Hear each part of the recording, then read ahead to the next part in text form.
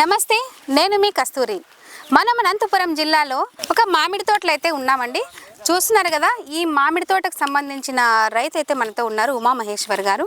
ఈ పంట వేసినప్పటి నుంచి ఆయనకి ఎంత లాభం వచ్చింది, దిగుబడి ఏమాత్రం వచ్చిందని ఆయన మాటలో కనుక్కున్నాం.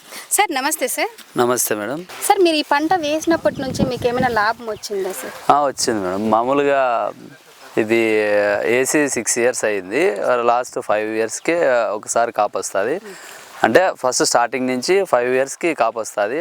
ఫస్ట్ 5 years అయిపోయింది. లాస్ట్ ఇయర్ లైట్గా కాపు వచ్చింది. ఈ సంవత్సరం మరి పూత దశలో ఉంది. పూత దశలో ఉంది. చాలా మంది రైతులు ఇప్పుడు ఏం చెప్తున్నారంటే, పూత అయితే వస్తుంది కానీ పిందె రావడం లేదు, పిందె రాలిపోతుంది, పంట అయితే మేము చాలా నష్టపోతున్నామని అయితే చెప్తున్నారు. అవును మేడం. మామూలు యాక్చువల్గా అంటే ఇంకా కొద్దిగా లేట్గా రావాలి పూత, కానీ ఈసారి చాలా లేట్గా వచ్చింది అన్నమాట. తొందరగా రావాల్సింది చాలా లేట్ అయిపోయింది. అందువల్ల ఈ లేట్గా పూతలు రావడం వల్ల నీకు ఈ కాపు సరిగ్గా నిలబడదు మేడం. యాక్చువల్ చెప్పాలంటే ఇక్కడ వస్తాయి పిందులు, కానీ అన్నీ బర్రలు అయిపోతున్నాయి అన్నమాట. సార్, ఇప్పుడు అయితే చీడ పురుగులు లాంటివి ఏవో పూతకు పట్టి పూతనైతే ఎంత నష్టం చేస్తున్నది అని అయితే చెప్తున్నారు. ఈ పూత రాలకోకుండా పిందె రావడానికి మీరు ఏమైనా మందులు లాంటివి ఏమైనా వాడుతున్నారా దానికి? అవును మేడం, మేము మామూలుగా సేంద్రియ ఎరువులు వాడుతుంటాము. ఎక్కువ శాతము రసాయన ఎరువులు వాడము. దానివల్ల కొద్దిగా పూతని పురుగుని కంట్రోల్ చేయలేకున్నాము. దీంట్లో కూడా మేము ఆధునిక పద్ధతిని ఏమైనా కనుక్కోవాలా, అది వీళ్ళని కొద్దిగా ఎంక్వైరీ చేసుకుని చూసుకోవాలి. ఎరువులు వాడడం వల్ల నష్టం అయితే తగ్గుతుంది, ఇలా పూత రావడం అయితే తగ్గుతుంది. అవును సార్.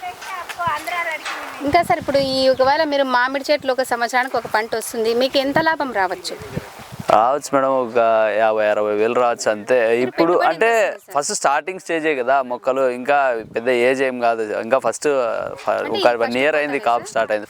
ఫస్ట్ కోత అయిపోయింది, ఇది సెకండ్ కటింగ్. మీరు పెట్టుబడి ఎంత వస్తుంది సార్ దీనికి మీకు సంవత్సరం? పెట్టుబడి వచ్చేసి ఎకరానికి ఒక 20,000 దాకా వస్తుంది. ఎరువులకి, కిందన ఫర్టిలైజర్కి అంతా.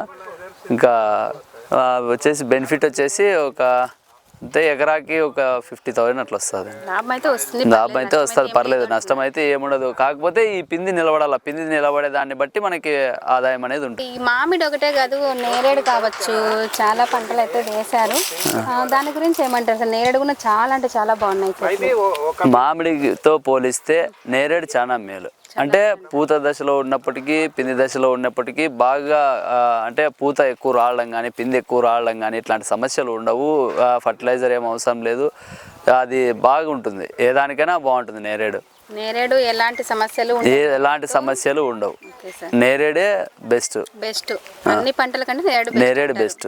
మాకైతే బెస్ట్. అంటే మొక్క చనిపోదు.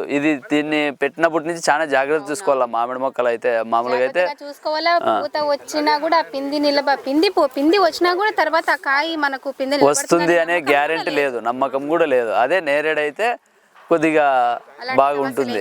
అలాంటి సమస్యలు ఏమి రావు. అంటే ఏ నేల అయినా కూడా ఓకే వస్తుంది, బ్రతుకుతుంది, చెట్టు మొక్క బ్రతుకుతుంది. ఇది పర్టికులర్ నేలే ఉండాలా, దీనికి బాగా అంతా ఎరువులే ఉండాలా, బాగా జాగ్రత్త చూసుకోవాలి. నేరేడు పంటకి ఎలా సార్? మీరు ఏమైనా మందులు లాంటివి ఏమైనా చెట్లకు వాడతారా? ఏ మందులు వాడం, మామూలుగానే పెరిగిపోతాయి. ఓన్లీ ఎరువులు ఒకటే వేస్తాం, కిందన ఎరువులు ఒకటే వేస్తాం అంతే. పేడ ఎరువులు ఇట్లాంటివి వేస్తాము, అవే కాపుకి వస్తాయి. అంతే, బాగా వస్తుంది. పూత దశలో మాత్రం ఒక్కసారి బయట మజ్జిగ దొరుకుతాయి, పాలు దొరుకుతాయి. ఆవు పాలు తెచ్చి మజ్జిగ పేరేసి ఆ మజ్జిగని 3 days అట్లే పెట్టేసి అప్పుడు స్ప్రే చేస్తే ఆ స్మెల్ బాగా వస్తుంది అనమాట. ఆ స్మెల్కి తేనెటీగలు వస్తాయి. అప్పుడు పాలినేషన్ జరిగి పిండి బాగా నిలబడుతుంది. అదొక్కటే చేస్తాం. ఇంకా ఏం చేయండి, నేరేడు చెట్లకి ఏమీ చేయం.